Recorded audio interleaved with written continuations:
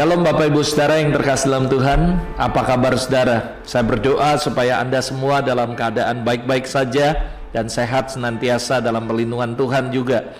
Hari ini kami kembali menjumpai Anda dalam sebuah program kesayangan kita, yaitu Amen.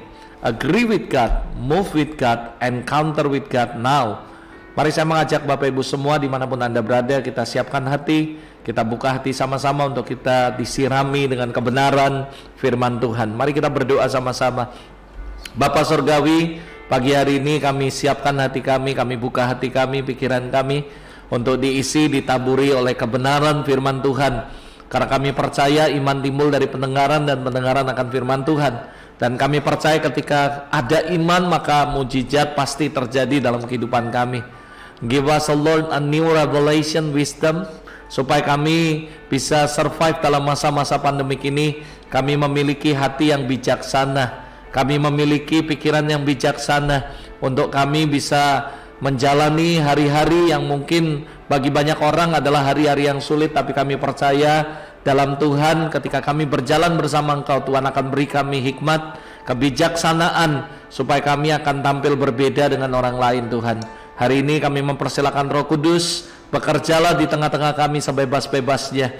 Kami mempersilakan Kau untuk menguasai hamba-Mu yang menyampaikan dan juga semua yang mendengarkan. Biar kami semua sama-sama dikuasai oleh Roh Kudus, dipenuhi oleh Roh Kudus, dan kami diajar oleh Roh Kudus pagi hari ini. Para malaikat, orang-orang kudus, lakukan bagian kalian, layani umat Tuhan dimanapun mereka berada hari ini, dan biarlah mereka semua boleh dibawa untuk mengalami Tuhan secara nyata. Kami memberikan segala hormat, pujian, kemuliaan hanya bagi Engkau. Di dalam nama Yesus kami berdoa dan mengucap syukur. Haleluya, amin. Pagi hari ini Bapak Ibu Saudara, saya mau membagikan sebuah topik, yaitu judulnya bijaksana. Topik ini Tuhan berbicara secara khusus dalam kehidupan saya ketika saya berkata, Tuhan, what's next? Apa yang Tuhan mau sampaikan dalam program Amin ini?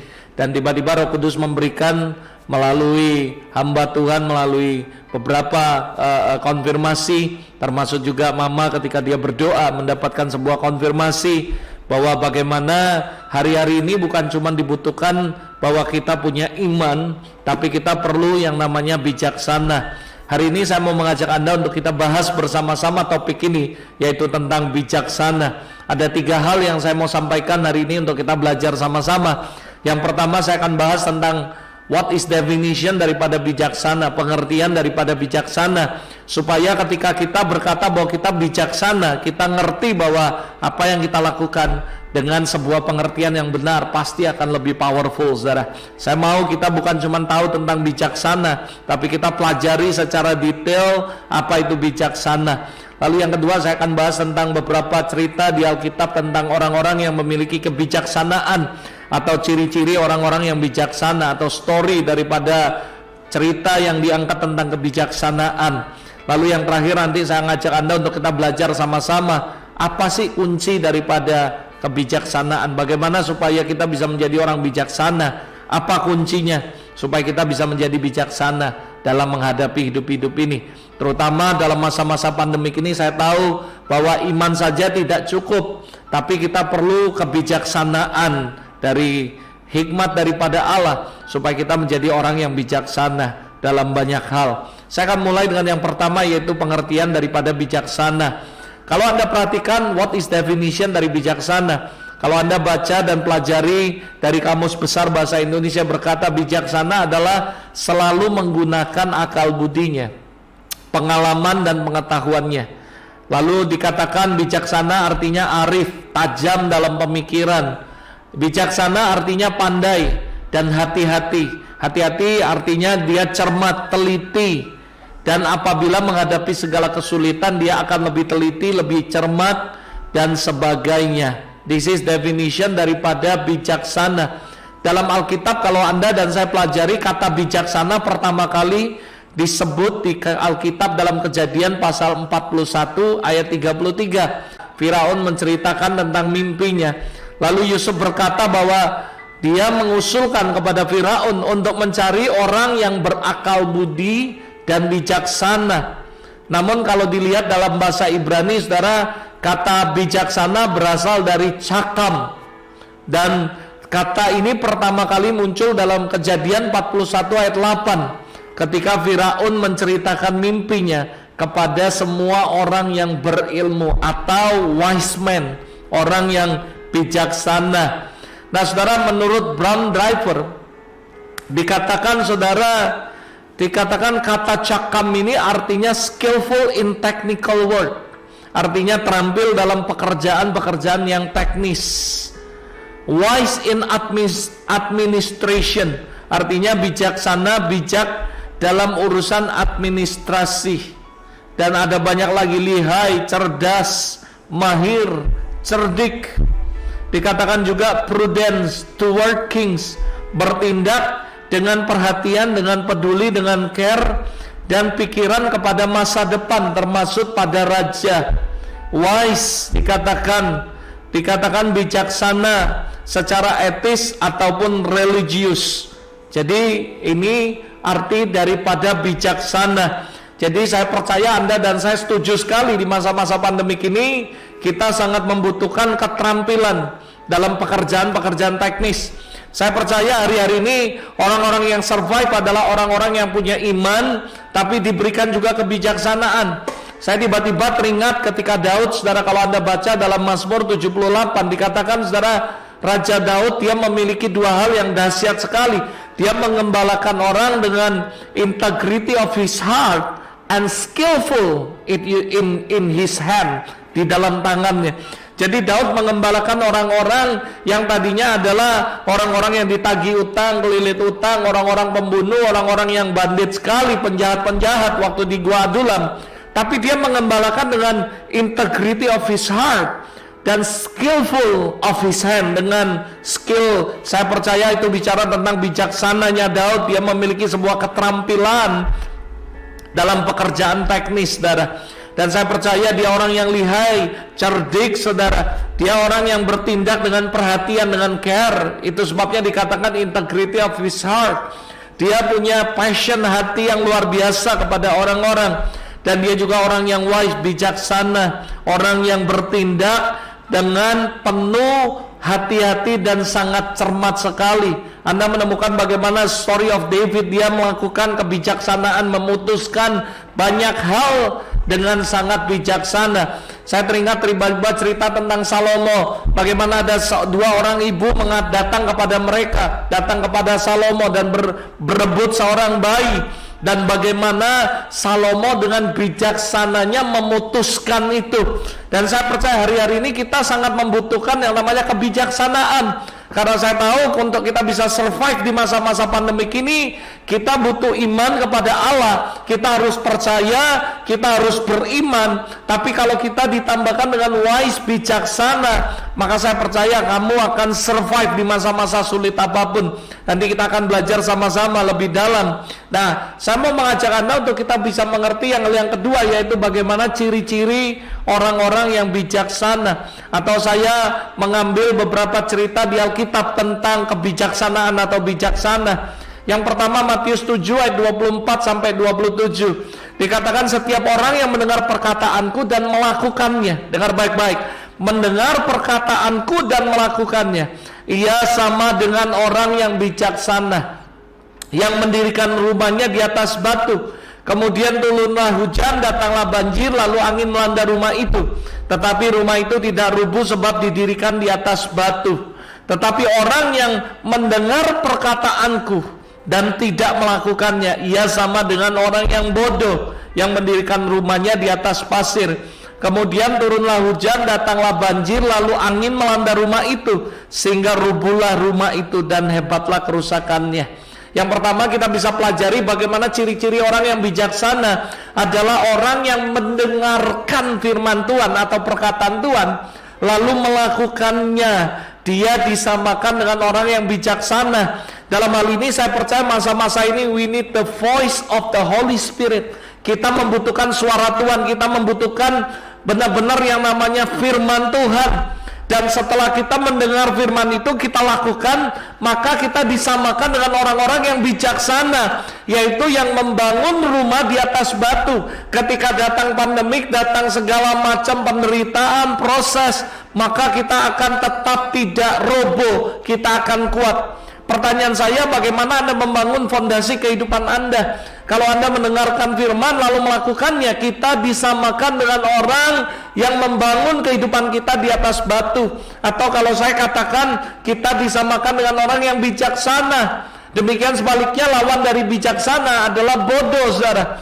Alkitab mengatakan dalam Matius 7, 24-27, the wise man, orang bijaksana itu adalah ketika kita dengarkan Tuhan dan kita lakukan, saudara. Ini ciri yang pertama, saudara, adalah orang-orang yang bijaksana. Catat baik-baik, dengar firman Allah, melakukannya, maka Anda dan saya golongan orang-orang yang bijaksana. Yang kedua, Amsal pasal 6 ayat 6-8. Hai pemalas, pergilah kepada semut, perhatikanlah lakunya dan jadilah bijak. Biarpun tidak ada pemimpinnya, pengaturnya atau penguasanya, ia menyediakan roti di musim panas dan mengumpulkan makanannya pada waktu panen. Saya ambil kesimpulan, orang bijaksana adalah orang yang tahu menyingkapi keadaan yang akan datang serta membuat preparation, persediaan. Hal yang pertama, Anda mungkin berkata, wow enak kita dengar firman Tuhan, melakukannya. Tapi hal yang kedua, Tuhan ajari kita belajar dari binatang namanya semut, dan berlakulah bijak, kata Tuhan. Bagaimana semut itu tidak ada pemimpinnya, tapi dia tahu kapan harus bekerja, kapan harus mengumpulkan makanan sebagai persediaan untuk musim dingin, dan di mana mereka tidak bisa bekerja nantinya. Ada begitu banyak orang tidak mengerti dan tidak memiliki persiapan dalam kehidupannya mereka, saudara. Sama saya tiba-tiba teringat kisah Yusuf. Tiba-tiba masa kelimpahan 7 tahun, mereka menyiapkan persediaan lumbung-lumbung yang begitu banyak, sehingga terjadi kelaparan 7 tahun, mereka bisa survive, saudara. Saya bersyukur sama Tuhan, before pandemic terjadi, saudara, saya masih ingat the last year, Tuhan ngomong sama mama saya. Dia ngomong, nak, semua penghasilan kalian tidak boleh digunakan semua. Semua berkat yang aku berikan selama tahun ini, 50%-nya disimpan. Hari itu saya bersyukur sama Tuhan, kita nurut, saudara.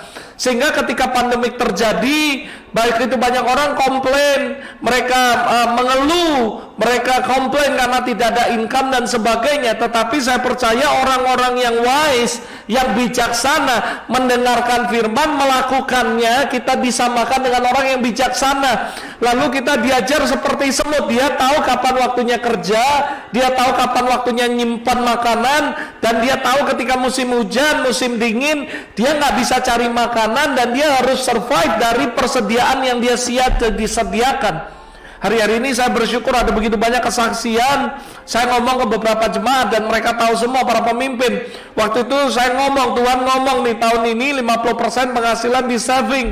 Dan hari ini orang-orang yang mendengarkan itu, ketika terjadi pandemik, mereka nggak akan goyang, saudara. Kenapa? Karena mereka disamakan dengan orang yang bijaksana. Ini bukan cuma teori, ini terjadi dalam kehidupan gereja kami, pelayanan, bahwa Tuhan tahun lalu berbicara seperti itu, saudara. Dan hari ini kami alami benar. Makanya waktu saya mempelajari firman ini, saya berkata, Tuhan, ini kami alami secara pribadi. Tuhan ngajari kami untuk dengarkan dan lakukan, kita seperti orang bijaksana. Saya berkata, Tuhan, thanks God, kita disuruh belajar dari binatang namanya semut. Semut ini luar biasa, dan saya berkata, Tuhan, terima kasih tahun lalu Engkau suruh kami untuk berbicara, untuk saving, saudara. I cannot imagine kalau waktu itu kita nggak saving dan nggak punya uang, saudara. Dan saya bersyukur sama Tuhan. Saya percaya satu hal, catat baik-baik, kalau kamu dengarkan Tuhan dan lakukan, kamu nggak akan pernah menyesal, karena Dia tahu segalanya. Dia tahu akan masa depan kita, Dia tahu apa yang akan terjadi ke depan. Itu sebabnya kalau saya menghimbau setiap Anda, dimanapun Anda yang mendengarkan program ini, listen to the Lord, listen to the voice of the Holy Spirit.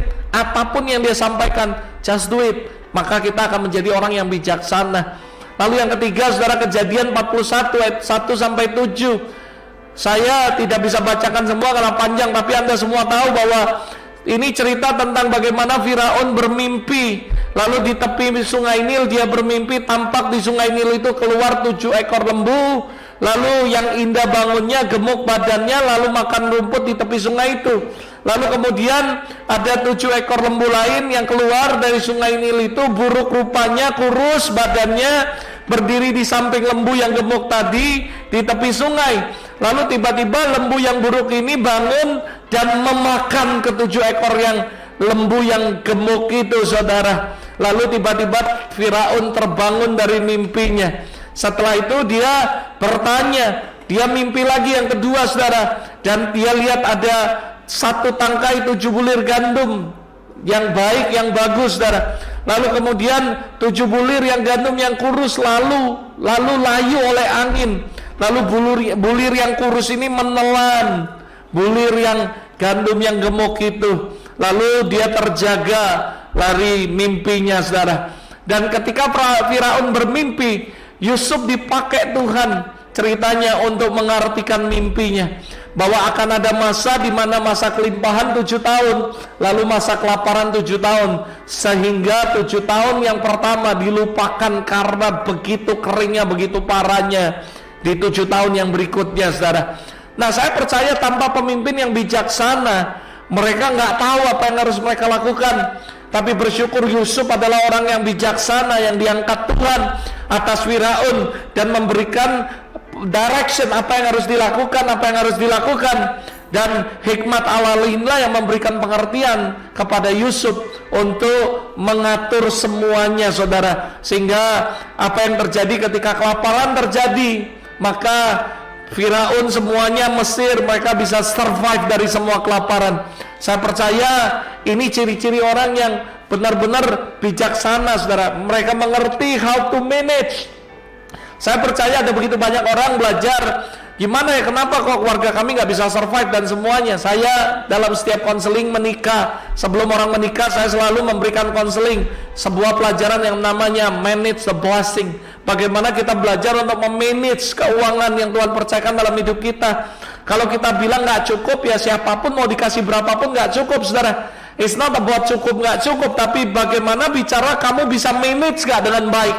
Itu sebabnya kamu harus bijaksana, wise, bisa memanage semua berkat Tuhan dalam kehidupan kita, saudara. Saya mulai ajari mereka tentang budgeting, ajari mereka tentang nulis bagaimana budgeting mereka secara pribadi, lalu buatkan mereka bagan, lalu mereka mesti tulis secara detail apa itu fixed cost, bagaimana penghasilan mereka berapa, total penghasilan, lalu fixed cost-nya seperti apa, lalu habis itu tuh saving berapa persen dan sebagainya, sehingga mereka akan dicukupkan. Saya percaya Ibrani pasal 5 mengajarkan kita, cukupkan dirimu dengan apa yang ada padamu. Tuhan gak pernah ngomong cukupkan kebutuhan Anda dari apa yang tidak ada pada kita. Jangan sesuaikan gaya hidup Anda dengan dompet orang lain, tapi sesuaikan gaya hidup Anda dengan dompet Anda sendiri, saudara. Itu sebabnya saya berkata, pemimpin yang memiliki hati atau pemikiran atau memiliki kebijaksanaan itu penting sekali, saudara. Karena bayangkan kalau waktu itu Yusuf tidak ditemukan untuk mengatur, memanage semuanya, satu negara akan kelaparan, saudara. Tapi bersyukur karena satu orang bijaksana, satu negara diselamatkan dari kelaparan, saudara. Amsal 14 ayat 15 yang keempat, orang yang tak berpengalaman percaya kepada setiap perkataan, tetapi orang yang bijak memperhatikan langkahnya. Pertanyaan saya sederhana, saudara, apakah kita ada di jalan yang lurus atau tidak, saudara? Mari kita perhatikan langkah kita baik-baik, saudara. Apakah kehidupan Anda dan saya hari ini ada di jalan yang lurus? Sekali lagi saya katakan, orang yang tidak berpengalaman, dia percaya kepada setiap perkataan, tetapi orang bijak memperhatikan langkahnya, saudara. Dan saya berdoa supaya Anda dan saya bisa introspeksi hari ini, apakah kita ada di jalan yang lurus ataukah kita ada di jalan yang bengkok, saudara, atau tidak lurus. Amsal 20 ayat 24 berkata, langkah orang ditentukan oleh Tuhan, tetapi bagaimanakah manusia dapat mengerti jalan hidupnya? Pertanyaan saya sederhana, kenapa masih banyak orang yang salah melangkah? Padahal Alkitab mencatat dalam Amsal 20 ayat 24, langkah orang itu ditentukan oleh Tuhan, saudara. Sebenarnya sederhana, kita ini pasti akan menuju jalan yang baik, jalan yang lurus, rancangan yang terbaik kalau kita mau ngikuti langkah yang Tuhan sudah tetapkan dalam hidup kita. The problem, banyak orang nggak mau nurut dengan apa yang Tuhan sudah tetapkan dalam kehidupan mereka. Itu sebabnya pertanyaan saya, kenapa banyak orang yang salah dalam langkah? Jawabannya sederhana, karena mereka tidak mau dituntun oleh firman Tuhan, saudara. Karena mereka tidak mau dituntun oleh Tuhan sendiri. Padahal Alkitab berkata sekali lagi, firman Tuhan itu menjadi penuntun langkah kita, sehingga kita tetap berada di jalan Tuhan. Artinya sederhana sekali, kalau Anda mengikuti jalannya Tuhan, Anda mengikuti Tuhan, maka yang terjadi adalah Anda akan terus ada di jalan yang lurus. Kenapa di jalan yang lurus? Karena Anda mengikuti tuntunan Tuhan, karena Anda mengikuti firman-Nya Tuhan, saudara. Yeremia 10 ayat 23 berkata, aku tahu ya Tuhan, bahwa manusia sebenarnya tidak berkuasa untuk menentukan jalannya, dan orang yang berjalan tidak berkuasa menetapkan langkahnya.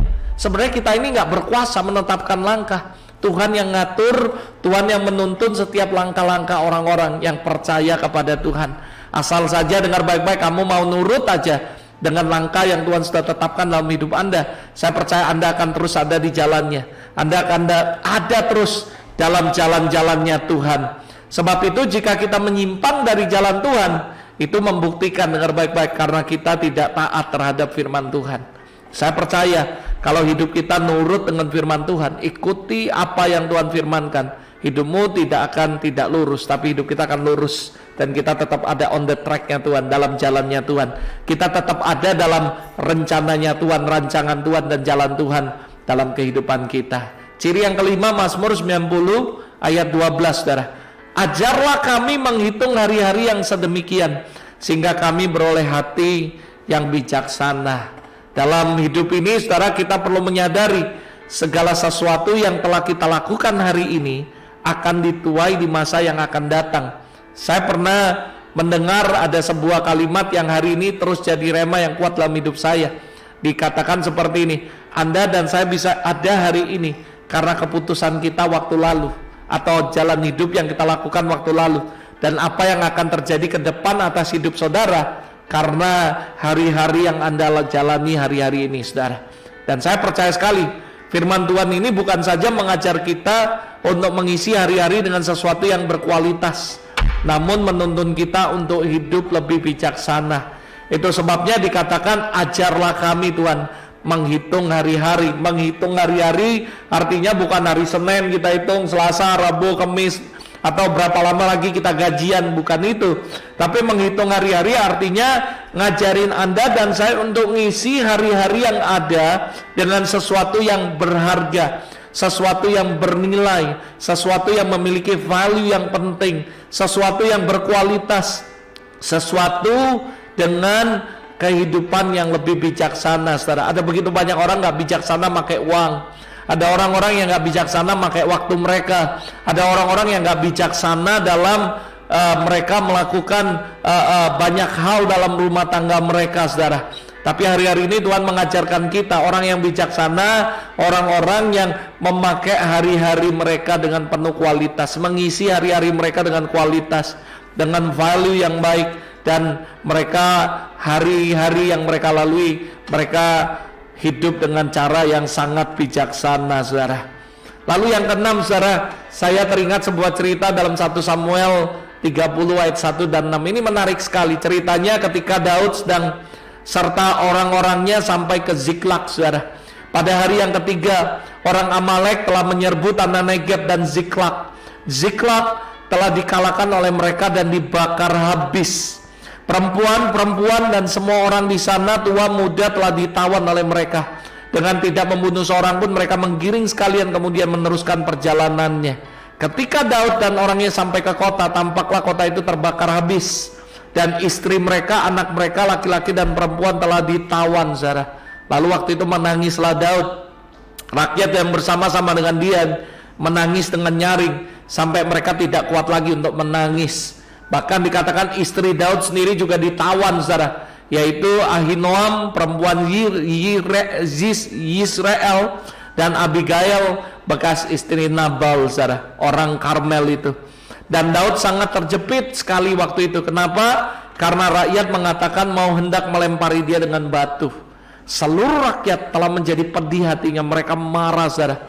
Karena kenapa? Karena istri-istri mereka diculik, saudara. Hari itu apa yang dilakukan Daud? Cerita ini menarik sekali.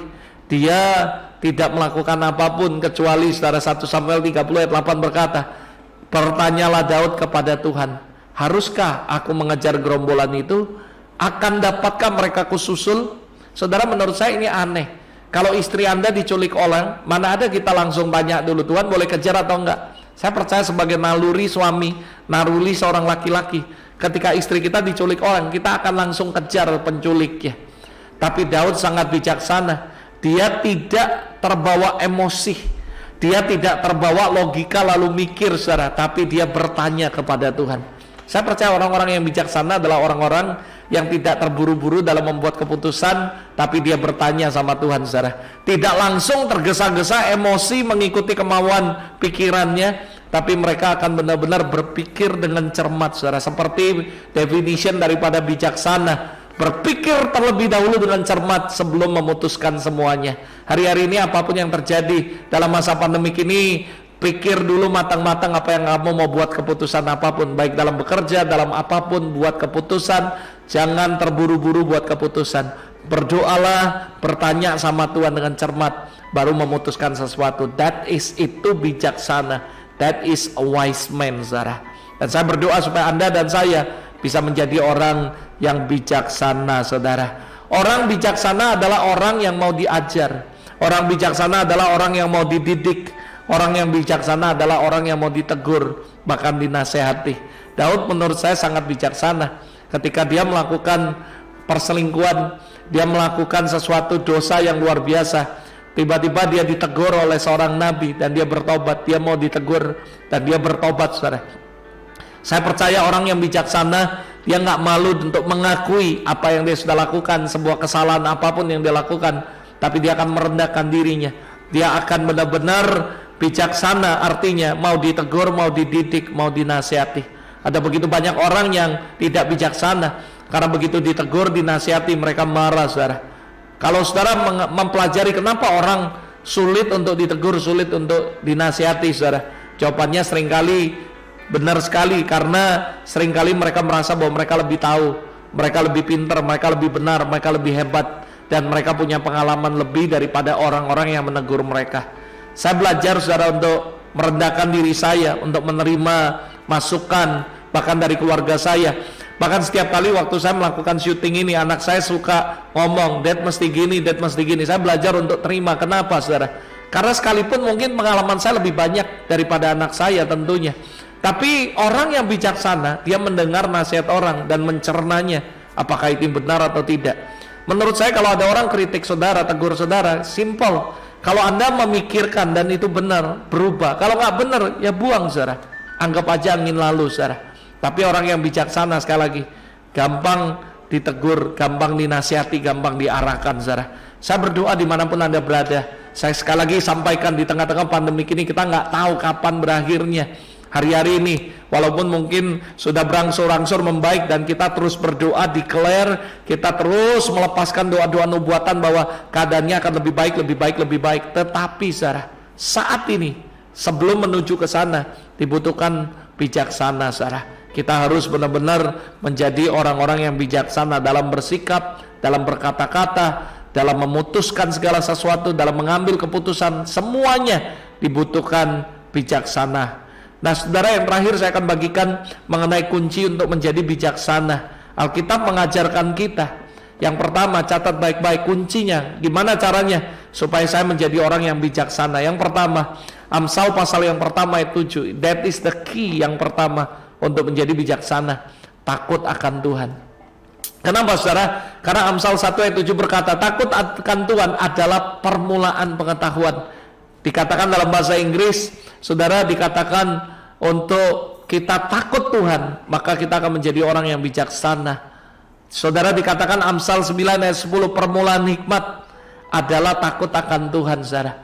Hikmat, wisdom, wise man selalu dimulai ketika orang itu takut akan Tuhan, saudara. Saya percaya untuk menjadi bijaksana, berhikmat, berpengetahuan Takut akan Tuhan adalah awal dari semuanya. Karena saya percaya hikmat, pengertian, semua pengetahuan asalnya dari Tuhan. Yang percaya katakan amin. Dan kalau Anda takut akan Tuhan, Alkitab berkata, that is the beginning. Daripada permulaan dari semua pengetahuan adalah takut akan Tuhan, saudara. Anda mau menjadi orang yang pengetahuannya bagus, yang memiliki hikmat yang bagus dan bijaksana, mari kita belajar untuk takut akan Tuhan. Hal yang kedua kuncinya adalah sanggup mendisiplinkan diri. Orang yang bijaksana adalah orang yang sanggup menguasai dirinya. Saya berani katakan ketika saya baca sebuah buku dikatakan orang yang mampu menguasai dirinya akan mampu menguasai dunia, saudara. Jadi saya percaya as a leader, sebagai leader dalam gereja, dalam bisnis, dalam semuanya, bijaksana ini penting sekali. Dan gimana caranya menjadi orang yang bijaksana? Orang yang bijaksana adalah sanggup mendisiplin diri, saudara. Mendisiplin diri artinya menguasai diri kita. Rasul Paulus berkata, I always exercise and discipline myself. Mendisiplinkan diri kita sendiri, saudara. Karena saya percaya orang yang bisa menguasai dirinya akan bisa menguasai orang lain, bahkan bisa menguasai dunia, saudara. Bagaimana saudara bisa menguasai orang lain, memanage orang lain, memimpin orang lain, kalau saudara nggak bisa memimpin diri Anda sendiri? Mulailah belajar untuk memimpin diri kita sendiri, memanage waktu kita sendiri, memimpin setiap perkataan kita, memimpin setiap perbuatan kita. Lalu kita pasti akan bisa memimpin. Kalau kita bisa menguasai mulut kita bisa menguasai semua perbuatan kita. Seperti Daud, walaupun dalam keadaan terjepit, imagine istri-istrinya ditangkap semua, diculik, dan bahkan semua rakyatnya, istri mereka diculik semua. Dia dalam keadaan terjepit, rakyat marah, pedih, mereka nangis. Lalu habis itu beberapa mau lempar dia dengan batu, saudara. Tapi dia bisa menguasai diri, dia nggak emosi. Saya juga belajar, somehow banyak sekali saya juga emosi. Lah itu sebabnya saya mau kita belajar hari ini sama-sama menjadi orang yang sanggup mendisiplinkan diri kita dengan cara menguasai diri kita sendiri. Karena saya tahu salah satu buah roh yang penting, yang terakhir dikatakan adalah penguasaan diri. Saya percaya kalau kita dikatakan bahwa kita penuh dengan Roh Kudus, ayo kita belajar untuk menguasai diri. Saya juga hari ini begitu saya menyampaikan firman ini, saya sendiri juga merasa bahwa saya perlu belajar, saya perlu menguasai diri. Saya perlu belajar lebih banyak lagi untuk menguasai diri supaya saya menjadi orang yang bijaksana. Orang bijaksana bukan cuma bisa menguasai diri, tapi mengerti posisinya, mengerti siapa dia dan bagaimana harus bersikap, bagaimana bersikap dari berbagai situasi kondisi apapun. Orang yang bijaksana sekali lagi mengerti posisinya, mengerti kapan harus ngomong, kapan harus diam, mengerti apa yang harus, bagaimana harus bersikap, bagaimana harus bertingkah laku. Kita harus menjadi orang bijak. Lalu yang berikutnya, yang terakhir, orang bijak adalah orang, kuncinya bagaimana menjadi bijak adalah belajar untuk selalu rendah hati, saudara. Rendah hati ini penting sekali. Orang bijaksana pasti akan rendah hati. Seperti ilmu padi, semakin berisi semakin menunduk.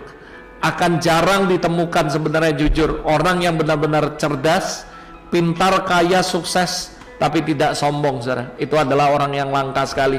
But I hope Tuhan temukan dalam kehidupan Anda. Saya berdoa, saya katakan saudara bahwa ayo belajar menjadi orang yang rendah hati. Karena saya percaya barang siapa merendahkan diri akan Tuhan terus tinggikan. Tapi kalau kamu meninggikan diri maka kamu akan direndahkan, saudara. Hari-hari ini Tuhan bicara terus sama saya, nak, aku akan bawa kamu mengalami banyak hal-hal yang ajaib, saudara. Ada begitu banyak orang hamba Tuhan mengkonfirmasikan tentang the future. Mereka prophesy, mereka berdoa buat saya.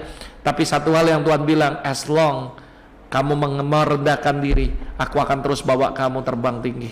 Hari ini saya berdoa, mari jadi orang yang bijaksana. Kuncinya salah satunya adalah merendahkan diri kita. Mari kita tundukkan kepala, kita berdoa sama-sama. Bapa Surgawi, terima kasih untuk hari ini. Terima kasih untuk kebenaran firman-Mu yang sudah dilepaskan dalam kehidupan kami. Kami tahu Tuhan, di masa-masa pandemik ini salah satu yang penting di mana Roh Kudus berbicara secara pribadi dalam kehidupan hamba-Mu untuk mengajarkan, untuk berbicara, untuk menyampaikan Tuhan tentang kebijaksanaan bijaksana. Biarlah hari ini firman ini tidak berlalu begitu aja, tapi Tuhan benar-benar menjadikan kami belajar untuk terus menjadi orang yang bijaksana. Lord, I bless your people.